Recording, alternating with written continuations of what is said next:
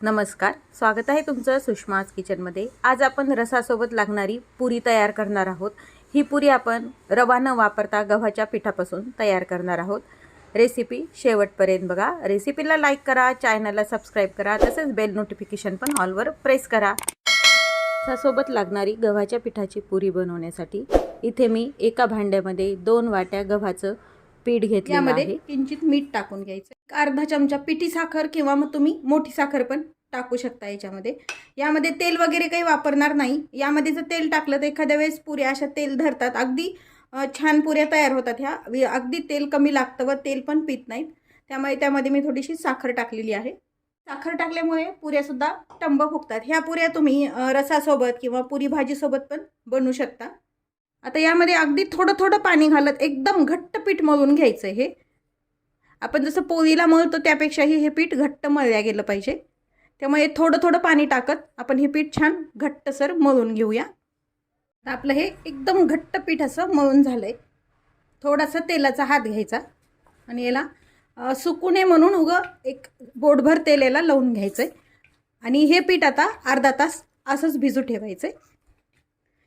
भिजल्यामुळे काय होतं, पुऱ्या पण छान येतात, फुलतात सुद्धा व तेल कमी पितात। ती झाकण ठेवून एक अर्धा तास भिजून घेऊया। आता अर्धा तास झालाय, आपला पुरीचं पीठ छान भिजलंय, अगदी घट्टसर भिजलंय हे व्यवस्थित। आपण हे पुरीच्या पिठाचा जो गोळा भिजवलाय तो एका पोळपाटावरती काढून घेतलाय व पुन्हा एकदा त्या पिठाला छान मळून घ्यायचं। जितकं मळतो आपण तितक्या पुऱ्या छान येतात त्याच्या।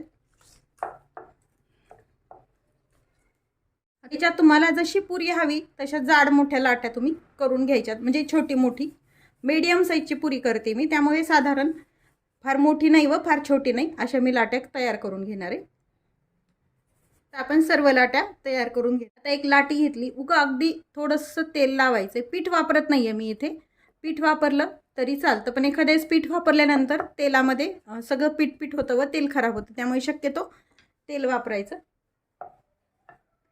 छान गोल अशी पुरी, फार जाड नाही व फार पातळ नाही अशी लाटून घ्यायची। काठानी पातळ लाटवायची व मध्यभागी थोडीशी काठापेक्षा जाडसर ठेवायची। अजिबात पीठ व्यवस्थित मुरल्यानंतर कधीच पुरी अशी चिटकत नाही, तुम्ही पीठ जरी नाही लावलं तरीही। आता आपण सर्व पुऱ्या अशा करून घेऊया। पुऱ्या लाटताना एखाद्या वेळेस आपली लाटी लहान मोठी होती, त्याच्यामुळे पुऱ्याचे आकार थोडेसे सगळे सारखे येत नाही। त्यासाठी एखादा असं झाकण, तुम्हाला ज्या साईजची पुरी करायची तसे झाकण, वाटी काही पण तुम्ही घेऊ शकता व यावरती असं प्रेस करून घ्यायचं। आपण नेहमी जसं पोळी लाटून पुरी करतो तसंच साईडचं काढून टाकायचं, म्हणजे हे याच्यासाठी की सर्व पुऱ्या तुमच्या एक साईजमध्ये होतील व दिसतील पण छान। त्यामुळे सर्व आकारात सारख्या पुऱ्या करण्यासाठी ही ट्रिक वापरू शकता तुम्ही। पण ह्या पुऱ्या लाटून घेतल्यात, पीठ छान भिजल्यामुळं व मळून घेतल्यामुळं अजिबात पुऱ्या एकावर एक ठेवल्या तरी चिटकत नाही। आता ह्या आपण पुऱ्या तळून घेऊया। तळण्यासाठी इथे मी तेल गरम करायला ठेवलंय। तेल गरम झालं का ते चेक करूया। टाकल्या असं छोटासा पोळीचा आपण पोर्शन टाकला पिठाचा, तो वरती आलाय। पुरीनं किंवा भज्यानी कोणत्याही गोष्टीनं तेल पिऊ नये म्हणून एक चिमूटभर तेलात मीठ टाकून घ्यायचं आधी, तळायच्या आधी पुरी टाकून घ्यायची आहे।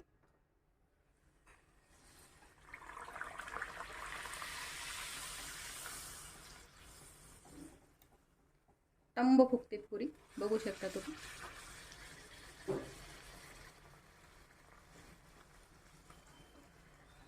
गॅस एकदम हाय नाही व एकदम लो नाही असा ठेवायचा, म्हणजे पुरी छान फुलल्या जाते।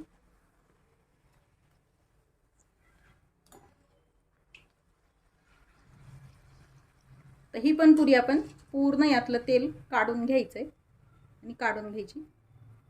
टिश्यू पेपरवरती तेल निथळून घ्यायचं आणि शक्यतो एकच पुरी तळायची, एकदम खूप अशा पुऱ्या न टाकता तळून घ्यायच्या आहेत। पुरी टाकून घेऊया। पुरी काढताना गॅस कमी करून घ्यायचा व नंतर पुरी टाकल्यानंतर पुन्हा मोठा करून घ्यायचा। ही पण पुरी आपली छान टंब फुगली आहे। अशाच आपण सर्व पुऱ्या तळून घेऊया। तयार आहे आपली आमरसासोबत लागणारी गव्हाच्या पिठाची मग रेसिपी नक्की करून पहा। रेसिपीला लाईक करा, चॅनलला सबस्क्राईब करा, तसेच बेल नोटिफिकेशन पण ऑलवर प्रेस करा, म्हणजे तुम्हाला माझ्या प्रत्येक नवीन रेसिपीचं नोटिफिकेशन येईल। अशाच नवीन रेसिपीसोबत पुन्हा भेटूया, तोपर्यंत बाय बाय। व्हिडिओ पाहिल्याबद्दल खूप खूप धन्यवाद।